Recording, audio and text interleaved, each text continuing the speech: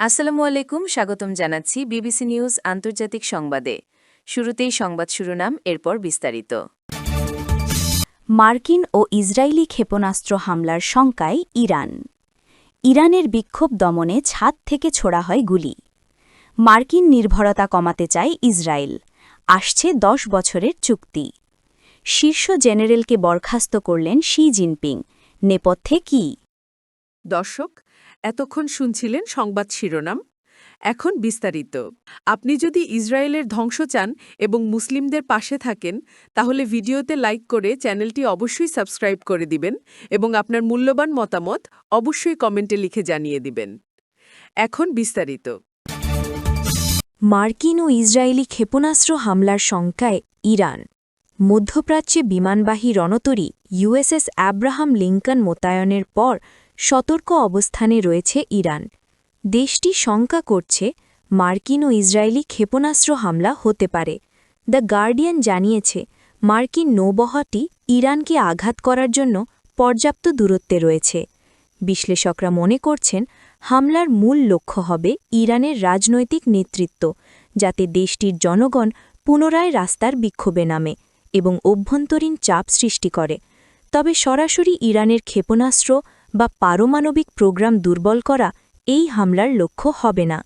ইরানের supreme national security কাউন্সিলের সচিব আলী লারিজানি যুক্তরাষ্ট্রের এই উদ্যোগকে সামাজিক সংহতি ভাঙার কৌশল হিসেবে বর্ণনা করেছেন। তিনি বলেছেন, বিক্ষোভকারীরা অস্ত্র নেবার চেষ্টা করলে এটি গৃহযুদ্ধের উস্কানি হতে পারে। দেশটির পররাষ্ট্র মন্ত্রণালয়ের মুখপাত্র ইসমাইল বাঘাই বলেন, যুক্তরাষ্ট্রের সঙ্গে কূটনৈতিক চুক্তির আলোচনা হচ্ছে, এটি মিথ্যা। ইরানের সেনাবাহিনী প্রতিটি পদক্ষেপ সতর্কতার সঙ্গে পর্যবেক্ষণ করছে এবং কোনো আগ্রাসনের ক্ষেত্রে সম্পূর্ণ ও শক্তিশালী প্রতিক্রিয়া দেওয়া হবে। 2 সপ্তাহ আগে ট্রাম্প ইরানের উপর হামলা চালানো থেকে বিরত ছিলেন, তবে ইরানি বিক্ষোভকারীরা মার্কিন সহায়তার প্রতিশ্রুতি পূরণ না হওয়ায় অসন্তুষ্ট। মানবাধিকার সংস্থা অনুযায়ী বিক্ষোভে ইতোমধ্যেই কয়েক হাজার মানুষ মারা গেছেন। অনেককে মৃত্যুদণ্ড দেওয়া হতে পারে। ইরানের বিক্ষোভ দমনে ছাদ থেকে ছোড়া হয় গুলি। ইরানে সরকারবিরোধী বিক্ষোভ দমনে ব্যাপক সহিংসতার ঘটনা ঘটেছে। এতে কয়েক হাজার মানুষ মারা গেছেন বলে নিশ্চিত করেছে দেশটির কর্তৃপক্ষ। তবে আন্তর্জাতিক সংস্থাগুলো বলছে নিহতের সংখ্যা 20,000 ছাড়িয়ে যেতে পারে। দেশটির বিক্ষোভ দমন নিয়ে যখন আলোচনা চলছে, তখন চাঞ্চল্যকর কয়েকটি ভিডিও ভাইরাল হয়েছে। সেখানে দেখা যাচ্ছে কয়েকজন স্নাইপার ছাদের ওপর উঠে বিক্ষোভকারীদের দিকে গুলি ছুড়ছেন। তেহরানের একটি হাসপাতালে কয়েকটি লাশের স্তূপও দেখা গেছে। বিবিসি ভেরিফাই জানিয়েছে, ইরানে চলমান বিক্ষোভের পরিস্থিতি রিপোর্ট করা কঠিন হয়েছে, কারণ সরকার প্রায় সম্পূর্ণ ইন্টারনেট ব্লক করেছে। 8 জানুয়ারি থেকে দেশজুড়ে প্রায় সম্পূর্ণ ইন্টারনেট ব্লক থাকলেও কিছু মানুষ স্টারলিংক স্যাটেলাইট ইন্টারনেট বা ভিপিএন ব্যবহার করে সীমিতভাবে অনলাইনে প্রবেশ করছে। অর্থনৈতিক সমস্যার কারণে আরও ভিডিও সামনে আসার সম্ভাবনা রয়েছে। নতুন ভিডিওগুলো 8 ও 9 জানুয়ারি তোলা হয়েছে বলে ধারণা বিবিসির।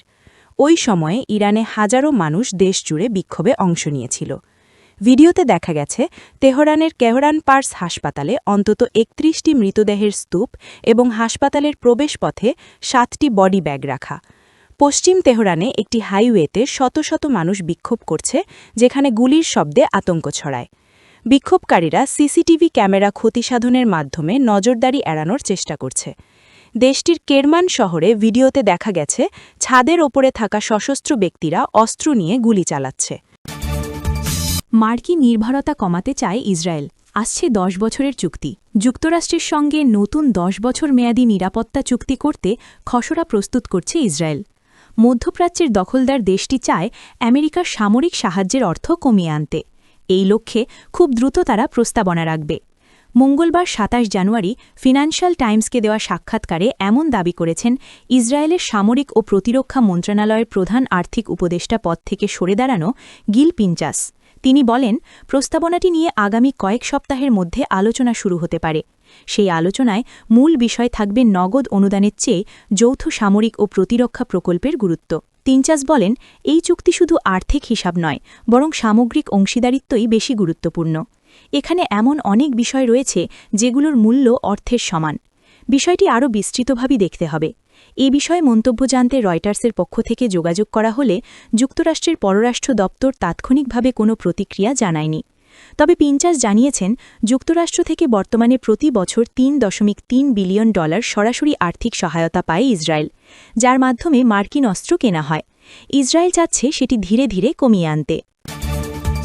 শীর্ষ জেনারেলকে বরখাস্ত করলেন শি জিনপিং। নেপথ্যে কি?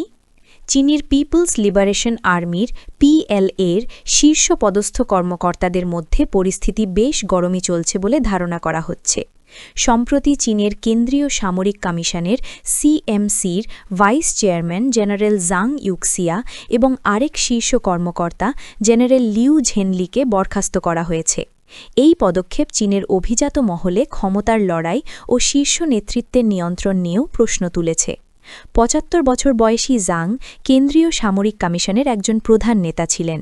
সাধারণত ৭ সদস্যের এই কমিশনে এখন কেবল শি জিনপিং এবং জেনারেল জাং শেংমিনই রয়ে গেছেন। বাকি সদস্যদের দুর্নীতিবিরোধী অভিযানের নামে সরানো হয়েছে।